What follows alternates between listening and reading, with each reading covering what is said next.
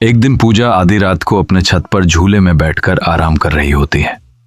तभी अचानक पूजा को चांद में एक छोटा सा दरवाजा खुलता हुआ दिखाई देता है। पूजा थोड़ी घबरा जाती है। फिर चांद से एक जादुई सीढ़ी पूजा के छत पर उतरने लगती है। पूजा उत्सुकता से सीढ़ी पर चढ़ते हुए ऊपर जाने लगती है और दरवाजा खोलकर अंदर चली जाती है। अब पूजा चांद पर चारों तरफ घूमने लगती है। तभी उसकी नजर एक साधु पर पड़ती है जो तपस्या में लीन होता है। उसी समय साधु की आंख खुल जाती है।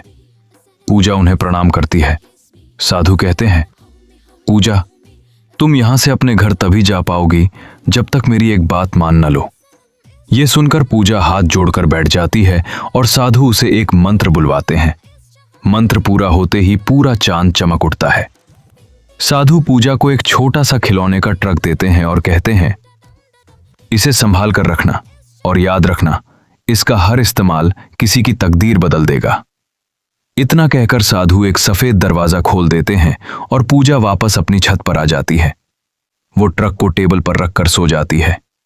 सुबह उठकर देखती है कि ट्रक धीरे धीरे बड़ा हो रहा है। पूजा उसे बाहर रखती है और वो एक असली बड़ा ट्रक बन जाता है।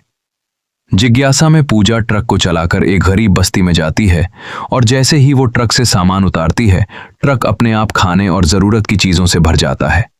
लोग खुश हो जाते हैं, लेकिन लोगों के मन में लालच भर जाता है।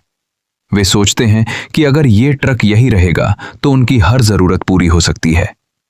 ये सोचकर गांव वाले ट्रक के सारे टायर पंचर कर देते हैं और पूजा को धक्का देकर वहां से भगा देते हैं। बेचारी पूजा रोती हुई वहां से चली जाती है। लेकिन लालच यही नहीं रुकता। सभी लोग ट्रक पर चढ़ जाते हैं और सामान लेने के लिए आपस में लड़ने लगते हैं। तभी अचानक ट्रक जोर जोर से कांपने लगता है।